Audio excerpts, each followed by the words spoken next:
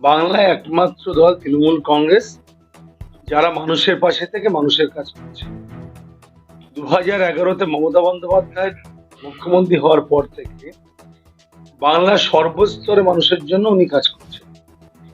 এমন না যে কোনো সংখ্যালঘু, সংখ্যাগুরু বা কোনো রাজনৈতিক রং দেখে কিছু কাজ উনি করেন না। আমরা কি দেখতে পাচ্ছি? একদিকে উজালা গ্যাস আমরা শুনতে পাচ্ছি, মানুষ তার সুবিধা কি পাচ্ছে কেউ এটা বলতে পারবে না। উজালা গ্যাস এটাও শুনতে পাচ্ছি যে পার্টি অফিস থেকে নাকি উজালা গ্যাসের কারা পাবে তার নাম সিলেক্ট হবে। পার্টি অফিস সিলেক্ট করবে না, সেটা ডিএমদের দিয়ে অথরাইজ করাবে। আর উল্টো দিকে মমতা বন্দ্যোপাধ্যায় সরকার যখন কন্যাশ্রী করেছিল তখন সমস্ত রাজনীতির পরিবারের মেয়েরাই সেখানে তৃণমূলের পরিবারের মেয়েরা পাচ্ছে, কিন্তু কংগ্রেসে পাচ্ছে না বা সিপিএম পাচ্ছে না। বিষয়টা কিন্তু এমন ছিল না, এমন নয়ও। আবার ঠিক স্বাস্থ্যসাথীর ক্ষেত্রেও একই রকম বিষয়, যে স্বাস্থ্যসাথী কার্ড যখন উনি লঞ্চ করেছেন তখন এটা সর্বস্তরের মানুষের জন্যই করেছেন, এবং এটা বাড়ির মহিলাদের নামেই এই কার্ডটা নামাঙ্কিত। মানে একটি বাড়ির মহিলা যে থাকবে তার নামেই নামটা থাকবে, কার্ডটা থাকবে, পুরুষরা তার সবটা সুবিধা ভোগ করবে পরিবারের। সেখানেও এমনটা কোথাও নেই, কেউ দেখাতে পারবে না যে তৃণমূলের পরিবারে স্বাস্থ্যসাথী কার্ড রয়েছে, বিজেপির হয়নি। ব্যাপারটা কিন্তু এমন নয়। এরকম প্রকল্প যত সরকারের আছে সবটার ক্ষেত্রে কিন্তু তাই, এবং সেটা নিরপেক্ষভাবে। আবার অনেক দিন আগে আমরা শুনতাম যে অন্ধ্রপ্রদেশে চন্দ্রবাবু নাইডু নাকি গ্রামকার উন্নতি করেছে। আমরা এটা অহংকার করে আজকের দিনে বলতে পারি, বাংলা গ্রামের একটাও রাস্তা যেগুলো বাংলা সরকারের দ্বারা তৈরি হবে, কোনো একটা রাস্তা খারাপ আছে কেউ দেখা? যে সৌন্দর্যন শহরে হচ্ছে সে সৌন্দর্যন গ্রামও হচ্ছে, এবং গ্রামে শিক্ষিত মানুষের সংখ্যা প্রচুর। গ্রামের বোনেরা, গ্রামের ভাইয়েরা এক জায়গা থেকে আরেক জায়গায় যাওয়ার জন্য যে তাদের যে সময়, টকশো হচ্ছে এটা নিয়ে, বাগজেলার ব্রিজ ভেঙে গেছিল, নতুন করে তৈরি হয়েছে, টকশো হয়েছে? হয়নি। দেখুন, আপনি পরিবারেও যদি অনেকে থাকে না, পরিবারেও সব ছেলেমেয়েরা একজনকে মান্যতা দেয়। যে ছেলেমেয়েরা মনে করে আমার বাবা আমার বট গাছ, আমার মা আমার স্নেহের ছায়া, তাকে কখনো আমরা কলুষিত করতে পারি না। কুণাল ঘোষ সংবাদ মাধ্যমে আজকে একটা কাগজ, একটা কোর্টের অর্ডার আমি আপনাদের অনুরোধ করব, সেটা আপনারা কালেক্ট করে নেবেন। সেখানে পরিষ্কার বলা আছে, উনি ইয়েলো মার্কিং করে দিয়েছে, পরিষ্কার বলা আছে যে রাজ্য পুলিশ অ্যারেস্ট করতে পারবে না, রাজ্য পুলিশ এখানে কোনো ভূমিকা থাকবে না। যে সিট গঠন করা হয়েছিল সেটা তো কেন্দ্রীয় সরকারের প্রতিনিধি, রাজ্য সরকার প্রতিনিধি, তাদের কাজ করতে বারণ করলো কেন? তাতে সমস্যা তৈরি হতো না। কিন্তু রাজ্য সরকার কি করলো? যেদিন কোনো কমপ্লেন সরাসরি এসছে পুলিশের কাছে, সেদিন উত্তম সর্দার, শিবু হাজার অ্যারেস্ট হয়েছে। শাহজাহানের বিরুদ্ধে হলে হবে। বাংলায় তো শিল্প আছে, শিল্প তো সমস্যা নেই, আরো শিল্প তৈরি হবে। এই যে সামিট গুলো হচ্ছে, বিজনেস সামিট গুলো হচ্ছে, সেখানে তো বিভিন্ন পুঁজি যারা ইনভেস্ট করবে বাংলাতে, বিভিন্ন শিল্পপতি যারা আছে, তারা তো বলছে যে আমরা বাংলায় শিল্প করতে, বাংলার মতোই পরিবেশ কোথাও নেই, তারা তো বলছে। কিন্তু গ্রামের খেটে খাওয়া মানুষ, আপনি ভাবুন তো, স্বাস্থ্যসাথী প্রকল্পে যারা আর্থিক সহযোগিতা পাচ্ছে, সাহায্য পাচ্ছে, একটা পরিবারের কাছে 5 লক্ষ টাকা কিন্তু আছে পকেটে। একটা মানুষ যখন অসুস্থ হয় না, তার পরিবারের দুটো চিন্তা, একটা হচ্ছে চিকিৎসা করানোর চিন্তে, একটা টাকার চিন্তে, অর্থের সংস্থান। আজকে সেটা মমতা বন্দ্যোপাধ্যায় করে দিয়েছে। এটার সঙ্গে কোনো তুলনা চলে না। একটি মেয়ে পড়াশোনা, এখন আপনারা জানতে পান, দেখতে পান যে অপ্রাপ্তবয়স্ক মেয়েদের বিয়ে হচ্ছে, মেয়েরা অনেক শিক্ষিত। এবং আর একটা কথা জানিয়ে রাখি আপনাদের, যে আমাদের রাজারহাট গোপালপুর বিধানসভাতে মহিলা ভোটারের সংখ্যা বেশি, পুরুষ ভোটারের সংখ্যা কম।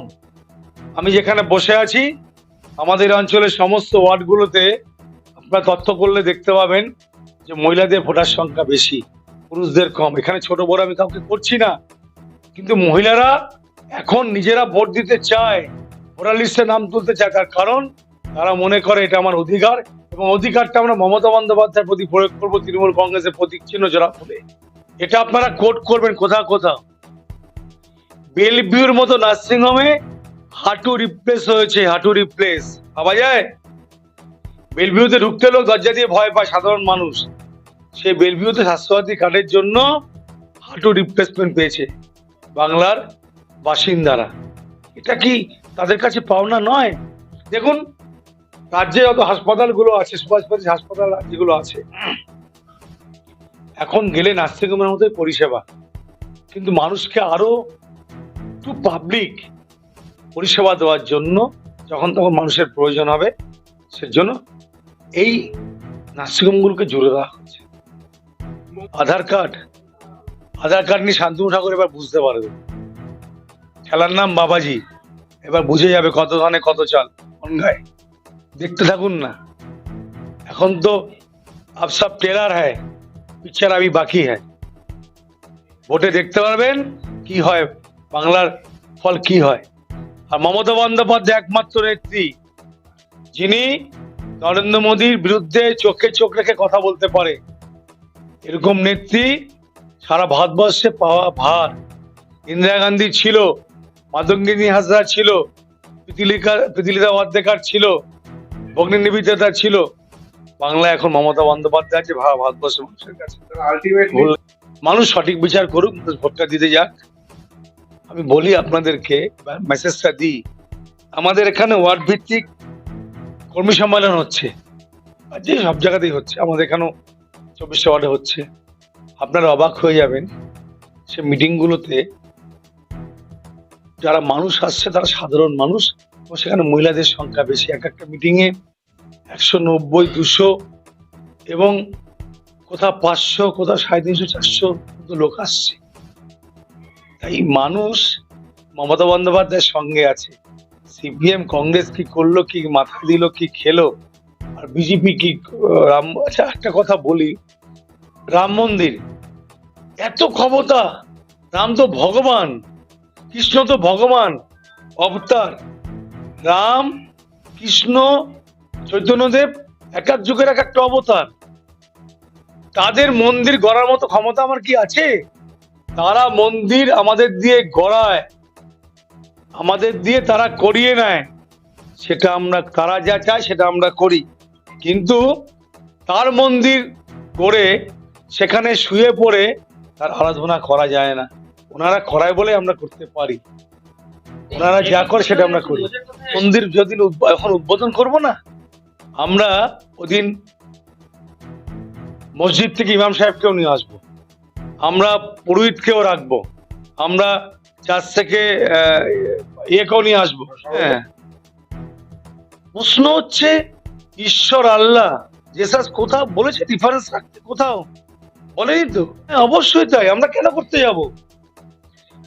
যখন 84 সালে দাঙ্গা হয়েছিল, ইন্দিরা গান্ধী মারা যাওয়ার পরে দাঙ্গা যখন হয়েছিল, তখন রাস্তায় প্রথম কেস ছিল বাংলায়, মমতা বন্দ্যোপাধ্যায় রাস্তায় বেরিয়েছিল, কারোর টিকে খুঁজে পাওয়া যায়নি। আপনারা ভেবে দেখুন, তখন সমস্ত গুরুদ্বারগুলোতে কে ঘুরে বেড়াচ্ছিল? মমতা বন্দ্যোপাধ্যায় ঘুরে বেড়াচ্ছিল। পাকসা কাছে যখন একটা তাসলিমা নাসরিনের একটা লেখা নিয়ে বিতর্ক হয়েছিল, রাস্তায় লোক নেমে পড়েছিল, তখন রাস্তায় কে বেরিয়েছিল? মমতা বন্দ্যোপাধ্যায় বেরিয়েছিল। তাই মমতা বন্দ্যোপাধ্যায়ের বিকল্প নেই। আগামী দিন এটা ভারতবর্ষের মানুষের কাছে, দেখুন কংগ্রেস একটা বড় দল, আমরা কংগ্রেস করেছি, আমরা ইন্দিরা গান্ধীকে শ্রদ্ধা করি, রাজীব গান্ধীকে শ্রদ্ধা করি, কিন্তু কংগ্রেসকে আরো বেশি সাংগঠনিক ভাবে তাদের একটা জায়গা তৈরি করতে হবে, যেখানে মানুষকে ঠিকঠাক মতো রাখা যায়। তাহলে কি করে মানুষ সারা ভারতবর্ষের মানুষ মানবে? কংগ্রেসের ভুলের জন্যই তো আজকে বিজেপি ক্ষমতায়। কংগ্রেস যদি ভুল না করতো তাহলে বিজেপি ক্ষমতায় থাকতে পারতো? আপনাদের সংবাদ মাধ্যমকে আমরা ধন্যবাদ জানাই, সংবাদ মাধ্যমের প্রশ্নগুলোকে আমরা ধন্যবাদ জানাই। দেখুন, যত আপনারা প্রশ্ন করবেন তত আমাদের বলতে সুবিধা হবে, এবং আপনারা প্রশ্ন করতে থাকবেন, আমরা বলতেই থাকবো। এখন এই আপনাদের মতো ছোট ছোট ভাই বোনরাও সংবাদ মাধ্যমে এসছে, তারাও ভালো কাজ করছে, তারাও কি মমতা বন্দ্যোপাধ্যায়ের সমালোচনা করছে না? তারা তৃণমূলের সমালোচনা করছে না? তারা বিজেপির কথা বলছে না? সব তারাও করছে। তারা কিন্তু কাউকে ডিকটেট করছে না, এটা বলতে হবে, ওটা করতে হবে। তারা কিন্তু এটা বলছে না। সবাই ভালো থাকুন, আমাদের নাগরিকরা ভালো থাকুক, সবাই মমতা বন্দ্যোপাধ্যায়কে সবাই মানে আজকের দিনে সবাই আশীর্বাদ করুক।